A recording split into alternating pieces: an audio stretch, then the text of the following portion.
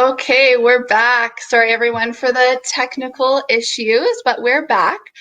My name is Kristin Skelton. I'm the founder of Budfunding. I go live every Wednesday in the Budfunding Sustainability Facebook group, sharing tips, tricks, basically anything related to sustainability that I find interesting. And right now I'm doing the Research Sustainability Live series.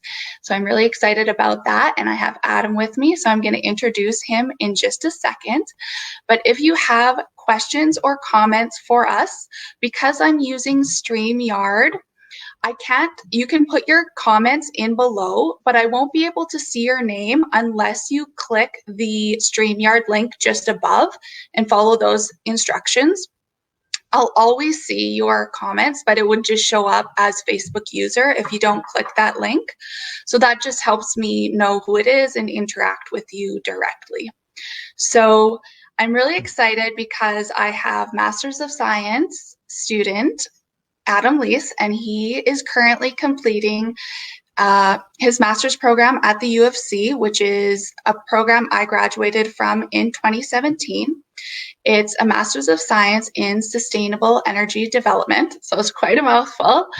Adam, how are you doing today? Yeah, really good. Thank you for the invite. I think this is it's a great opportunity to promote the program and certainly some of the work that I'm looking at for my master's. So thank you for that. Thank you for being here. And so I'm going to give everyone a little bit of background on Adam's program, and then we'll jump into the questions. So what is he researching? So the goal of his research project is to develop a clear understanding of the potential for lithium extraction from wastewaters produced within select oil and gas developments of the Western Canadian Sedimentary Basin of Alberta.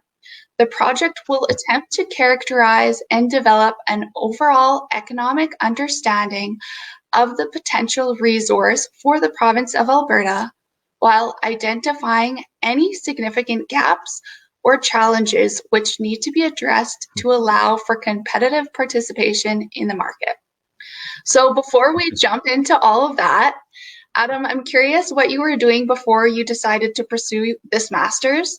Did you previously have a background in sustainability, and what drew you to the program?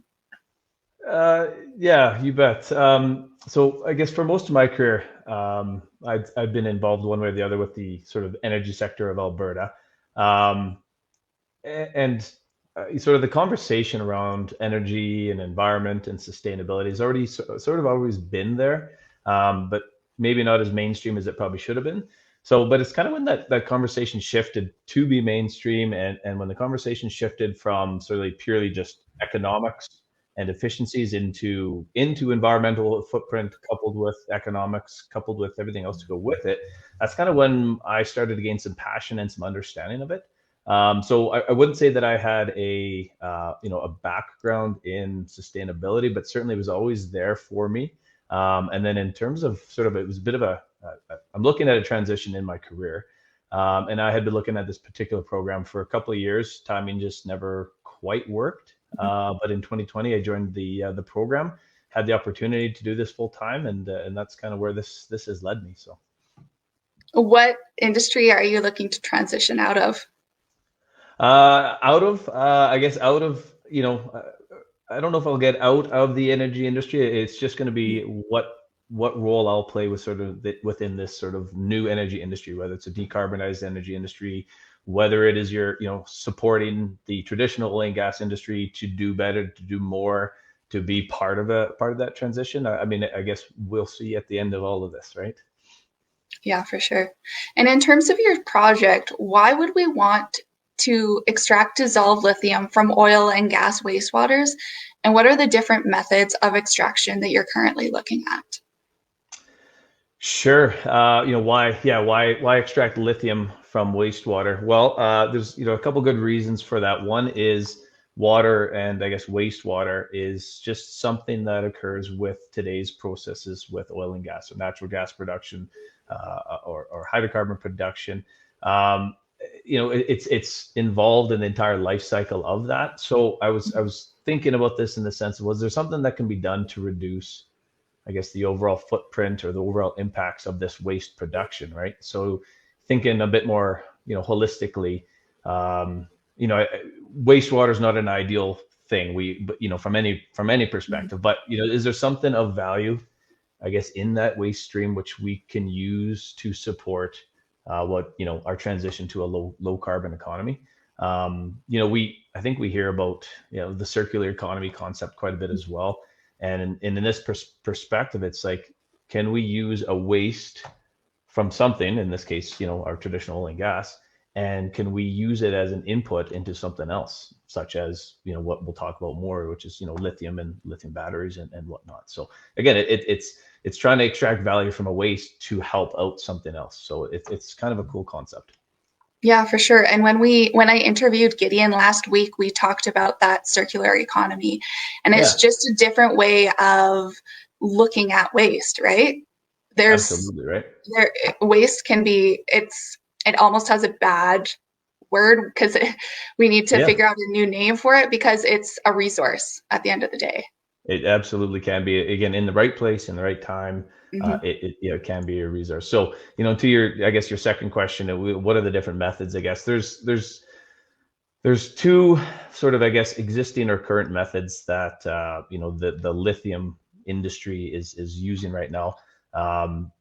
But and I'll take a step back a bit. It's interesting right now. From the lithium production standpoint, there's 4 countries in the world that produce 70% of our global lithium supply. And I mean, that was a bit shocking to me. And then as I dug into that, what are they doing? What are those 4 countries doing? How do they get the lithium out? What are the processes they use? And you start looking at the environmental footprints of that. So, the first, I guess, main process is basically what's called evaporative ponds. So they take a lithium rich brine water or salt water, and they hold it in these large, flat, shallow ponds where there's lots of heat, no precipitation, and they let this brine evaporate, the water evaporate off to sort of concentrate that lithium up. And then from that point, they'll use it in a refining process to create a usable lithium product. And so, that kind of stuff, it takes 18 to 24 months to take it from pumping it into a pond and then extracting it out. So there's up to 2 years to get a usable product out. And then the other main, process is the ore or mining process. So very typical, like anything else, whether it be gold or other precious metals. There's certain geologic formations in rock that have high lithium. So they'll crush it, they'll process it, pulverize it, heat it. They'll treat it with physical process, chemical process to pull the lithium out of that ore and then into a usable product as well. So that those are the two main ones. What's different now, I guess, in Alberta, or what I'm looking at, what Alberta is looking at, Western Canada, is something called direct lithium extraction. And so it goes away from having to wait 24 months for something. It goes away from having to open a mine up and develop a mine and the ore. So what the process is now is running it through different systems to almost immediately extract the lithium from a water, from the wastewater or a brine, whatever your source may be. There's a number of different, I guess, technologies that are being developed. There's sorbents, so like a sponge that will absorb the lithium out of the water. There's filtration, and then there's some solvent-based processes where, we're talking about, 30 minutes or less process time versus 24 months. So it's a very different approach to extracting lithium from a water in this particular case. And once it's extracted, what would you use the lithium for?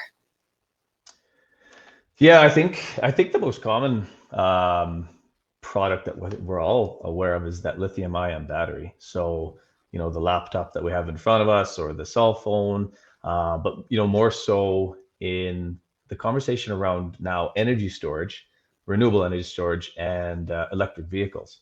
I think we've been hearing announcement after announcement from the major auto manufacturers within the next 5-10 years that widespread fleets will be electric vehicles. So where are the batteries going to come from to support electric vehicles? And I think the average number for I think it's a Tesla Model 3, I believe it is, requires a little over 10 kilograms of lithium per vehicle. And so if we're talking about widespread electric vehicles across the world, there's a lot of lithium that needs to be sourced. And it's just one of those things where, can Canada and the old oil and gas industry, the traditional industry, be supportive and part of that, right? Yeah, absolutely.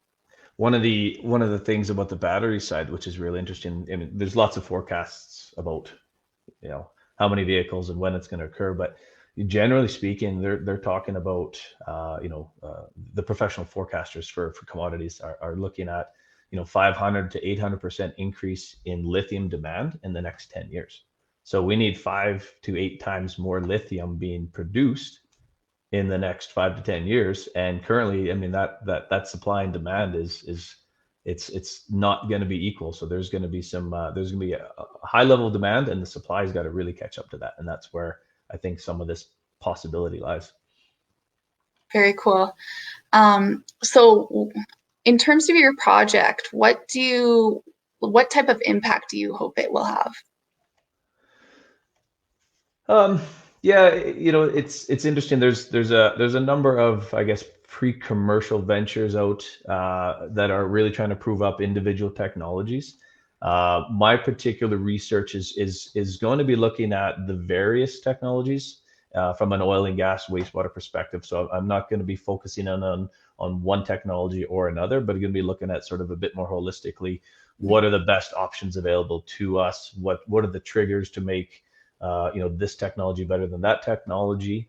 I think the value to the province, economically right now, I think there's a lot of struggles, in terms of the sort of or an overall economic picture. So can there be a little sub economy or sub industry being developed, in conjunction with oil and gas wastewaters, and can that provide a bigger value to us? And beyond that too, I mean, we have a lot of smart, talented people in this province that have the mindset and the ability and the smarts to progress this, right? So, this is a good opportunity to leverage those experiences and those the people to take this sort of sub economy to another level, which is very cool. And Adam, can you remind me, are you working with an industry partner on this project, or was this project completely your own idea? I am collaborating with the Canadian Energy Research Institute. So they're a not-for-profit organization that really focuses on economic opportunities for the energy industry, and this is widespread. This is, again, not oil and gas. This is not just about renewables. It's sort of the energy system in its entirety for Canada, and how can there be guidance? Can there be guidance to support policy changes to make things more efficient, to make these things happen, and to allow these industries to grow where possible, right? Absolutely. And what would you say is one of the biggest challenges you've come across in your research so far? I think there's a couple. I mean, there's a couple challenges. One is, this is what's cool about research. It's very much on the front end of lithium extraction, direct lithium extraction techniques, as well as lithium in Western Canada. So there's obviously a lot of proving of the resource. So is it a viable resource? Is it economical? Is it technically feasible? So it's cool from that sense that those are a challenge, but that's a goal that this research and some opportunities out there to develop. I think the other significant challenge, and this is a major issue, but the concentrations of lithium in our wastewater are regionally select. So there's only certain locations that oil field wastewaters and oil field brines contain enough lithium to be reasonable enough to process. And then beyond that, there's obviously the challenges of process and availability of the resource and access to the resource as well. And then comparing this Alberta or Western Canadian lithium to the traditional sources, so South America and Australia being again the two major areas. Their background concentrations are just higher to begin with, so they're blessed in the sense of less effort to process into a unit of lithium. So we have some challenges, but at the same time, there's these opportunities to take advantage of. Absolutely. And so what gets you excited about your research, or what's the most interesting thing that you've come across so far? I guess there's a couple of things. There's some excitement around, I guess, the supply chain of batteries as well. So, when we think of a battery, we think about, I say lithium ion batteries, so we think lithium, but there's a number of other different elements, precious elements required in that. So you start to look at a sort of a North American wide or Canadian wide supply chain, and is there opportunities for provincial partnerships or partnerships across regions to support the development of the battery itself? I mean, we need nickel, we need cobalt, we need magnesium, we need graphite. So there's all these different things that go into it. But lithium is one part of it, and it's exciting to think of this as more than just the lithium side of it as well. Maybe there's opportunities for sort of the bigger picture supply chain, which is cool. Absolutely. And just in general, in terms of sustainability, what gives you hope about the future? I guess as I said a little earlier, the conversation is. I asked this question because, lots of people are like, have a negative out view of our future, but the more research that I do around sustainability, the more things I find out. Sustainability really is innovation, and I think that the future can be really exciting. We just need to know where to find the inspiration or the interesting things that are happening. So sorry, I'll go ahead and let you finish. Yeah, no, that's great. I mean, and that's the point, right? I said earlier, this is sort of, the conversation is now mainstream, or certainly a lot more mainstream than it was. And the research and the passion behind people for sustainable energy, sustainable development, circular economy, whatever the passion may be, I think there's the hope, because people know about this. This is something that in your mind, that you make a conscious decision about, where you're getting your products from, your food from, or again, oil and gas in Alberta has come a long ways in trying to be sustainable or more sustainable.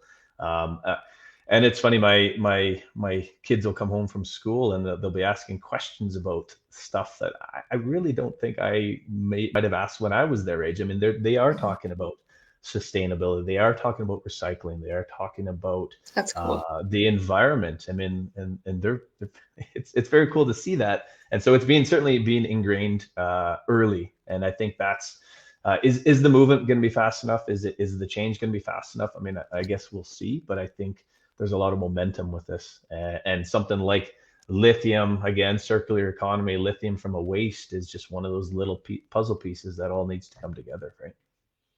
I'm curious, are your kids teaching you anything? Yeah, you know what, they are. They're certainly, if anything, they're getting me to think a lot more about everything we do. And we keep talking about, make sure the lights are turned off, and make just the awareness of everything around us, right? So it is very cool to see. There's a lot of passion in the younger generations, for sure, that are helping this along. Very cool. And there's just more and more kids programs too that I'm seeing out there that are sustainably focused, or upcycling, art class, or different things like that I'm seeing. So I know it's all around us and all around them, and it's just really exciting to see their perspectives on everything as well. So that's really neat. Yeah, absolutely, right. I think it is very neat to see, for sure. Awesome. Thank you so much, Adam, for sharing about your project and your research. I'm really excited to see what will come of it, and please come back and share with us once you're done. Everyone, thank you so much for being here with us. I'd love to know what country you're from. So put your country flag in the comments. And if you're watching the replay, put in #replay. I would love to connect with you. And Adam, if people would like to connect with you and learn more about your project, how is best for people to connect with you? Yeah, I think there's probably two best ways. One would be just via LinkedIn. I guess search for Adam Leece. So that's my name, Leece. Or my email at the university, which is adam.leece at ucalgary.ca. And I'd be certainly happy to have a conversation, field any questions about this the lithium side of things. I think it's a very cool thing. Awesome. Thank you so much, Adam. And thank you so much, everyone. I will see you back here next Wednesday at 12 p.m. Mountain Standard Time. Cool. Thank you, Kristin. Thank you.